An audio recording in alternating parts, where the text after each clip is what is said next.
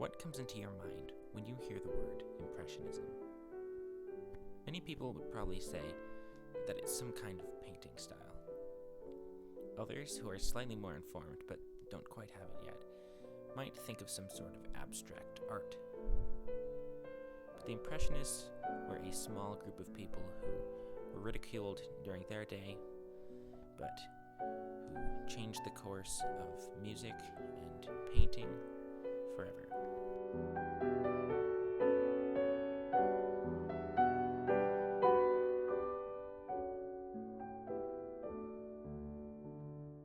So in this video, I'll talk a little bit about the Impressionists and about their influence on music. So Impressionism actually had a very interesting origin. The main reason for it was actually the invention of the camera.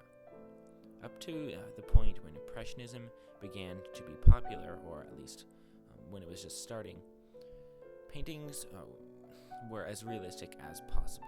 So artists would labor for days or weeks or months if you're painting a large canvas or like a ceiling of a church. Anyway, they would labor for a long time over their paintings, trying to make them look just like they did in real life. However, once the invention of the camera came around, any amateur who had a little bit of time could, in a very short amount of time, create an exact representation of something that would stand still or sit still. So, instead of trying to make their paintings like these photographs, because now anybody could do that, the Impressionists saw this and they said, we need to create something that not just a camera could see, and not even that just a pair of eyes could see, but we want to create in our paintings an impression that the mind could get from looking at a scene, from looking at an object, from looking at a landscape, etc. And their name actually comes from the painting Impression Sunrise. And critics of the Impressionist movement said, oh, all they do is just make impressions. So let's call them the Impressionists as a derogatory term. Now, of course, for many of us, myself included, the Impressionist movement is one of my favorite types of art and music styles. And so it's funny that they actually gave Impressionism as a derogatory term when I personally love the idea of creating impressions, and I just love the entire art movement. The paintings are some of my favorites, and the music is right up there with my favorite music style. But anyway, so yes, the Impressionists were basically trying to create in paintings on a two-dimensional surface something that like the mind's perception of something or of a landscape. And I mention landscapes because the Impressionists basically worshipped, you could say, nature. They absolutely loved nature, and like Claude Monet, he went out into his enormous garden and he would paint the water lilies, and he did that for years, just over and over, painting more water lilies. And these paintings are, they're great paintings. They're really amazing. Also, he would paint things at different times of day to capture the different light and the different mood in different types of day. So he'd go out there with all of his canvases, like that he started the previous day or whenever he started them, and then like he would paint from like 8 o'clock to 8:30, the 8 o'clock to 8:30 painting, and then he would move on to the 8:30 to 9 o'clock painting, and he'd just do that every day, and he just was so perfectionistic about it until it was all finished. And so, a few characteristics of this Impressionist art. You'll notice a lot of the best way to say this is sideways comma, I think, looking things. They loved those sideways commas, especially in like water reflections. This very famous painting uses it extensively, and yeah, so the first thing you'll notice is a lot of sideways commas. Also, you'll notice extremely bright, vivid colors, and they developed new techniques to create these extremely bright colors that you wouldn't see anything quite that like popping off the canvas in other art styles because they developed their own new techniques to create that really bright style.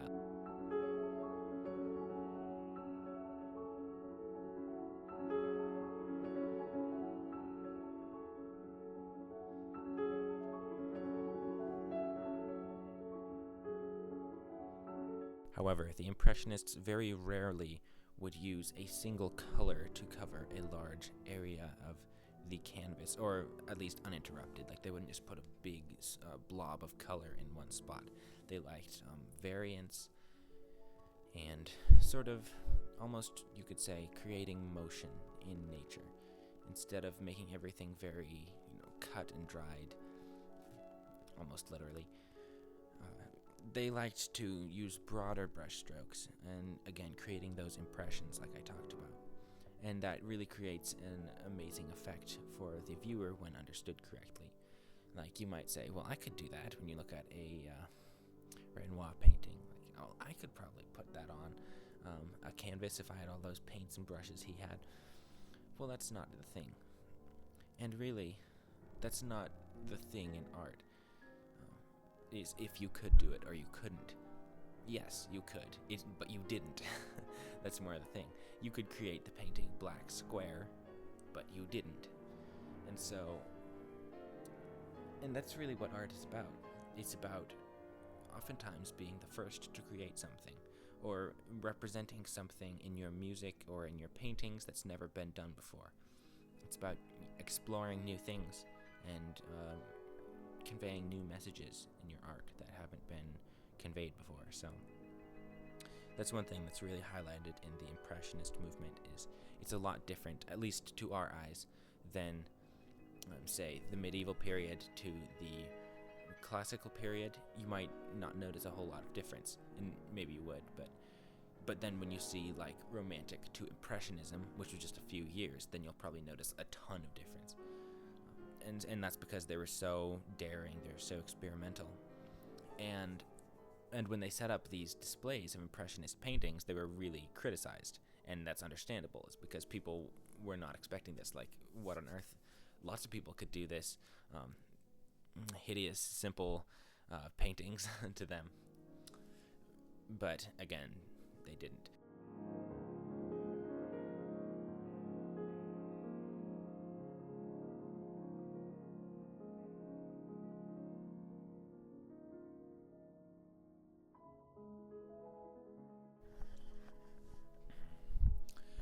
However, it goes a lot deeper than the thicker brush strokes and the brighter pops of color. They really were creating a new style of art, and that's displayed very well in the Musée d'Orsay,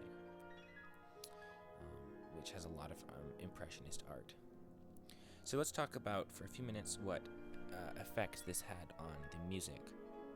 Well, I mentioned that the Impressionists used broader brushstrokes. They didn't labor over their paintings with tiny brushes trying to get in all the little details, because that's not the impression the mind gets from it. So they used big brushes, and they would create sort of larger areas of color. And one other thing is that they would then blend the colors on the canvas, oftentimes, rather than blending them on a palette and then putting it on the canvas. They would put, like, say, orange and red on a canvas together, and then they would use brushstrokes to sort of combine them, rather than making an orange or a red orange on the palette and then putting it on. They did it on the canvas directly. That's just one other interesting thing. But anyway, so what did all this have to do with music? Well, the Impressionist music movement was really led by two people, Claude Debussy and Maurice Ravel. And these are two of my favorite composers. They are absolute geniuses. Like, if you look at what was before them and what came after them, these two people really led the Impressionist music movement. Not that there weren't other Impressionist composers, but really that's pretty much all that you're going to hear if you just like do an internet search of Impressionist music. Usually Claude Debussy and Maurice Ravel will dominate the search, just because their music was so prominent, and it is still prominent today. If you go to competitions, then you'll see a lot of people who enter like something from the Impressionist era will very often be Debussy or Ravel. And so what you can hear in these two people's music is you can hear the broader brushstrokes of the Impressionist paintings in their music. So instead of making sort of, you might say, singable melody lines, they would take more clusters of notes and they would put them together, and they almost leave you oftentimes to interpret the melody as you see it, or rather hear it, you might say. So instead of defining everything, they, like the Impressionist painters, sort of blurred things in their music, and you really can hear that. So similarities and differences between Debussy and Ravel. I'd say, just generalizing, perhaps this is a hasty generalization fallacy, but in general, Debussy seems to have a more warm and soft approach to music, and Ravel has a little bit of a colder and harder approach. And I think this is exemplified pretty well in their two pieces, Je deux by Ravel, and, oh gosh, I don't speak that good of French. I'll just say Reflections on the Water by Debussy. I'm not going to go for the French on that one. Anyway, so Ravel did compose other water impressions, you might say, the Ondine and A Boat on the Ocean from his mirrors, but I think Je deux was the first one, and I think it really captures water so well. It's almost like you can hear water sounds, like physical sounds, in his music, which is really cool. So that's the sort of sample piece I'm going to be using from Ravel, and then Reflections on the Water from Debussy, which is pretty characteristic, I think, of his style also. So when you compare them, I'll play a little audio sample of each, and then I want you to compare them yourself, and then I will talk a little bit about them when they're over, and we'll see their comparison.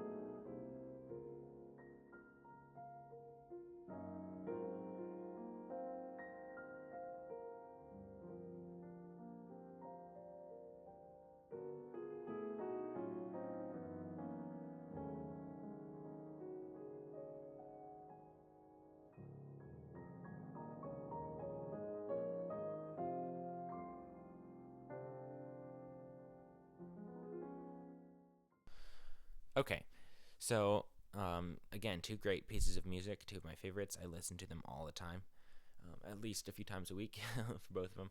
But yeah, I love both of them. Anyway, that's a different topic. In terms of their similarities, they both, I think, do quite a good job of impersonating water, which is to be expected from two of the most famous composers in the history of music. But so they do a great job with that. Both of the pieces are very beautiful. And so a little bit about the warm and cold. You'll notice with Debussy, he, and maybe this isn't a great example, but Debussy pretty much invented and implemented the whole tone scale into his music, and you can Google that, whole tone scale. It's interesting, but that's a topic for a different video. But you can hear a little bit of his use of the whole tone scale, especially in some other pieces, to create the warmer effect. And Ravel tends to use dissonance, not complete atonality like Schoenberg, but almost partial atonality. And I know that's kind of an oxymoron, because like it's either atonal or it's tonal, but he kind of dabbles with atonality, but it's still tonal. So that's why I'm just going to call it dissonance, especially in some of his other pieces. Not as much in this one, but in general, Ravel will use dissonance and kind of atonality to create a colder, harder sound, and you can still hear that in Judo, that he uses that colder, harder approach, whereas Debussy is soft and warm. So anyway, yeah, I just thought that was an interesting comparison. And also, I heard somebody compare it once to Debussy's work being more of a tapestry, kind of, that is a softer, and then Ravel's being more of a mosaic that's very hard. So if you were to look at them from a distance, they might sort of seem to look the same, but up close you'll see that one's soft and one's hard. So I thought that was a good comparison. But yeah, these two men were amazing. They were influential. They basically created the Impressionist art style in painting, and they took it and put it into music.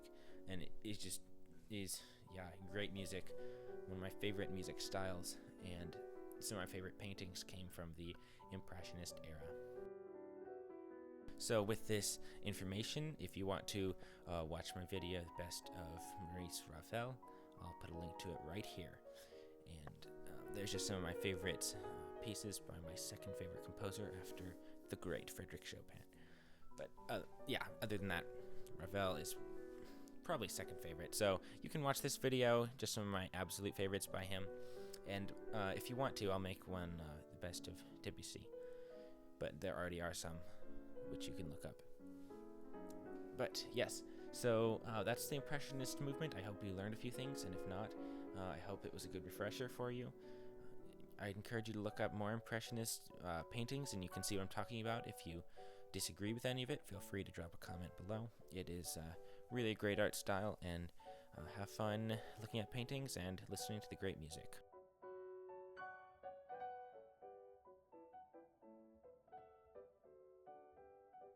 And one last thing, if you enjoyed this video, you'll probably like the rest of my channel, maybe not, but I'd encourage you to just check it out and see if you like it. So that is all for now, and I will see you next time.